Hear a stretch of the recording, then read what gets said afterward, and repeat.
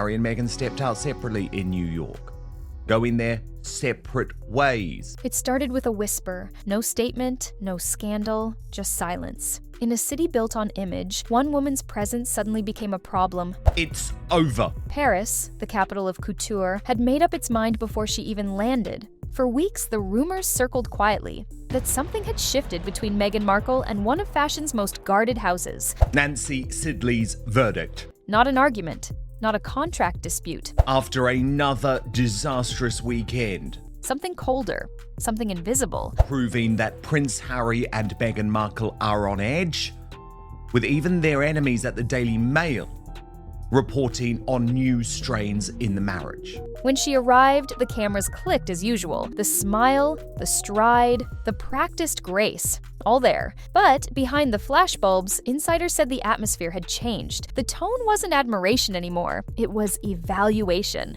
Because long before her car pulled up to Dior's marble doors, a decision had already been made. No fittings, no meetings, no exceptions, the kind of line that, in Paris, doesn't need to be said twice. So, what exactly happened inside that quiet Dior corridor? Why did one of the world's most influential women walk into a room that no longer wanted her there? And what did she do next? When the brand that once courted her turned its back in silence? All that, and the footage that Paris is still whispering about, starts here. Harry went one way, Meghan went the other way. I mean, it was not a huge surprise, given the barely simmering tension being able to keep under the surface at the Humanitarian of the Year Awards. I still laugh at that on Friday night. So here was Meghan. Harry and Meghan arrived in Paris separately. 2 cars, 2 schedules, 2 stories. What began as a private fashion trip, according to her team, quickly revealed itself to be something much more deliberate. A quiet reintroduction to the world that once adored her, and now seemed to be keeping its distance. Inside Dior's headquarters, the mood was already set. Weeks earlier, internal memos had circulated among staff. No unscheduled visits, no private fittings, no exceptions. To most, it was just another line of protocol. To Meghan, it was a door she believed would open automatically. When she stepped inside, confident, smiling, rehearsed, she asked to confirm her couture appointment. But when her name wasn't on the list,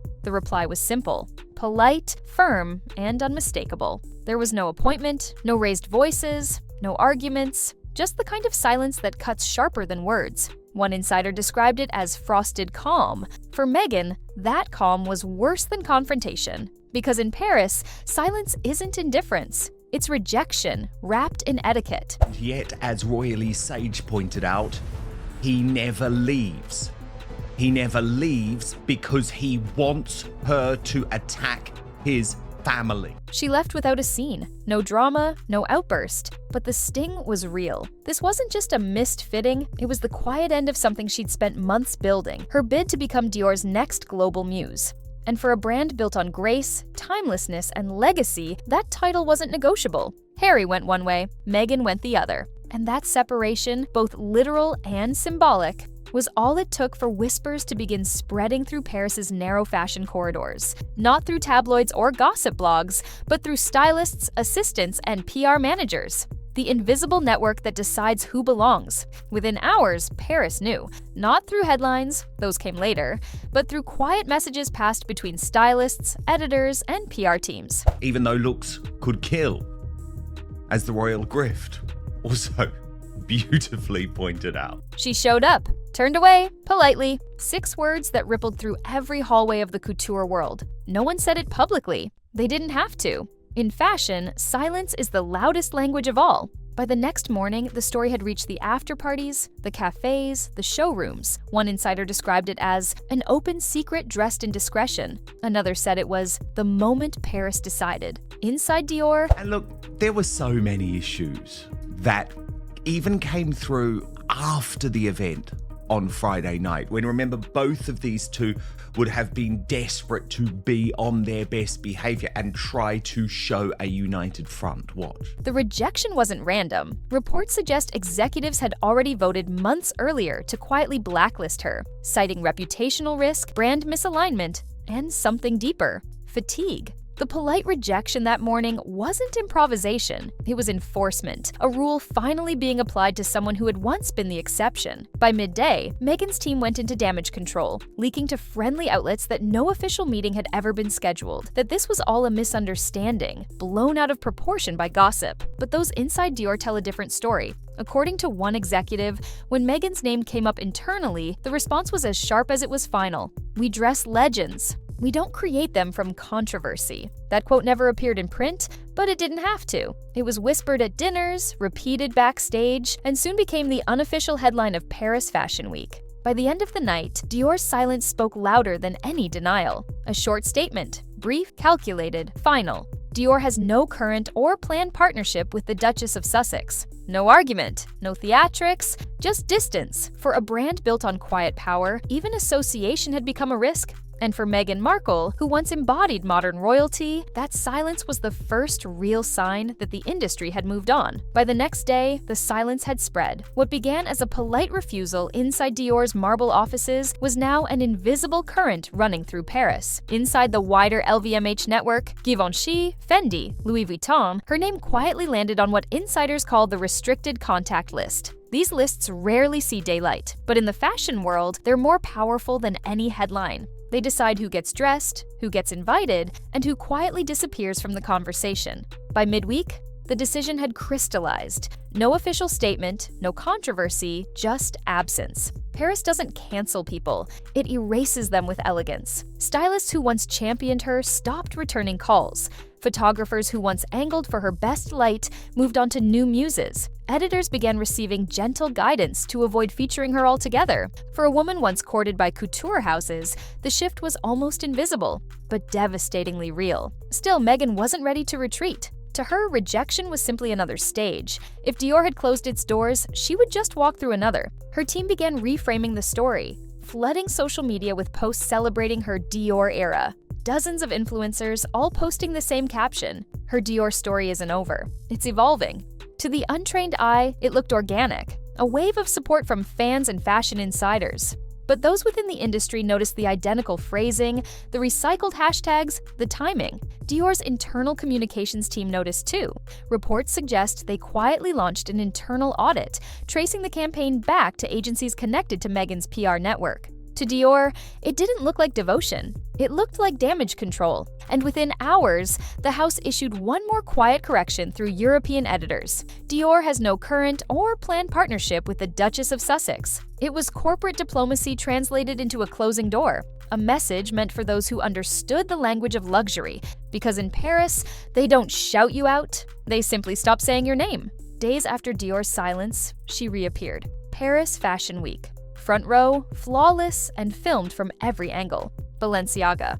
The name alone carries weight, a house built on provocation and power. For Meghan, it was the perfect stage for redemption, a statement that she was still here, still visible, still in control. The cameras clicked relentlessly as she entered. Perfect posture, perfect poise. A smile rehearsed enough to feel natural, but those inside the venue noticed what the cameras didn't: a shift in the air. The kind of pause that doesn't announce itself, it just lingers. Designers offered polite nods, but no warmth. Editors looked up, but not for long. The applause, when it came, was dutiful, not delighted. Behind the scenes, whispers started again. Assistants compared notes. PR managers texted each other the same question. Was it just me, or was it cold in there? By the end of the night, the talk wasn't about her outfit, it was about her energy. Because in a world where presence is currency, Meghan's had suddenly depreciated. The silence she met at Dior had followed her here. Louder, colder, impossible to ignore. And yet, she smiled for the cameras, posing against marble walls, as if the chill in the room was simply Parisian air conditioning. But everyone else knew better. Fashion isn't about forgiveness, it's about perception. And that night, perception was slipping through her fingers. What happened next turned whispers into headlines. Days after her Balenciaga appearance, new footage began circulating in private fashion circles. A short clip showing Meghan's team filming in central Paris. At first, no one paid much attention. Just another celebrity shoot, another carefully curated montage of Parisian streets, until someone recognized the location: the Pont de l'Alma tunnel, the same tunnel where Princess Diana's life ended. For Parisians, it isn't just a landmark, it's sacred ground, a place treated with quiet respect.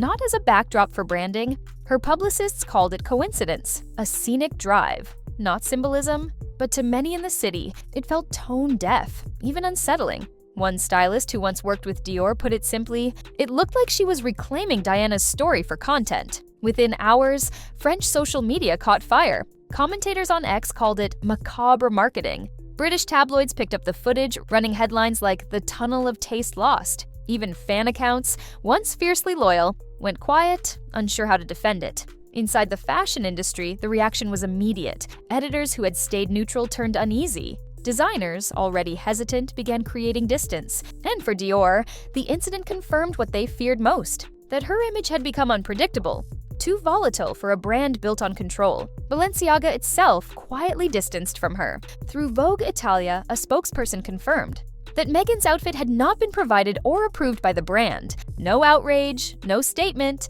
just another elegant refusal. In Paris, silence isn't punishment, it's exile. And in those few minutes of footage, Meghan Markle had crossed a line no press release could repair. By the end of Fashion Week, the city had gone quiet. No statements, no apologies, just the stillness that follows when a decision's already been made. Paris didn't need to cancel Meghan Markle. It simply stopped looking up when she entered the room. The footage from the tunnel had done more damage than any headline. Not because it was scandalous, but because it felt careless. And in a world where image is everything, carelessness is fatal. When the lights dimmed on the final runway, there was no grand finale for her.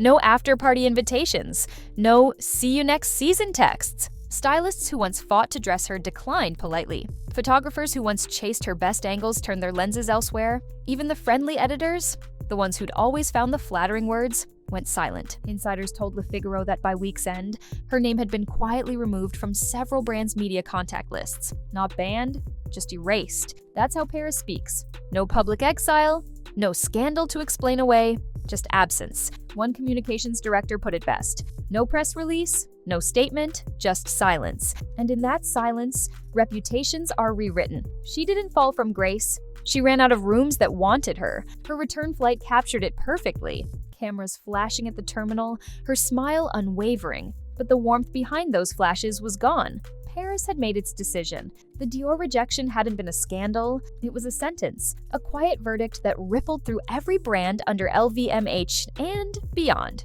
Because to them, Meghan wasn't too political or too controversial. She was something worse, too unpredictable. And in an industry where control is currency, that's the one thing they never forgive. In the end, it wasn't outrage that ended Meghan Markle's Paris chapter. It was indifference. The silence she once mistook for mystery had become the sound of doors closing.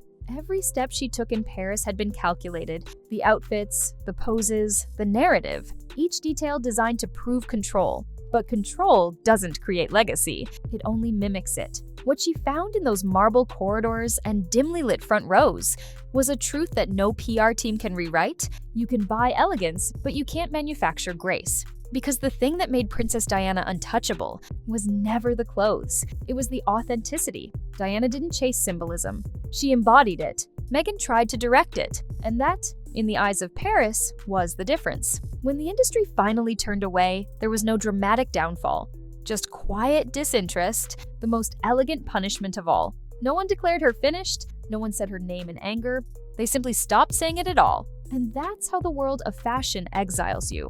Not loudly, not cruelly, but with a single act of collective forgetting. Because in couture, admiration isn't something you demand, it's something you earn, stitch by stitch, truth by truth. Paris didn't cancel her, it reflected her back. And what she saw wasn't adoration, but distance.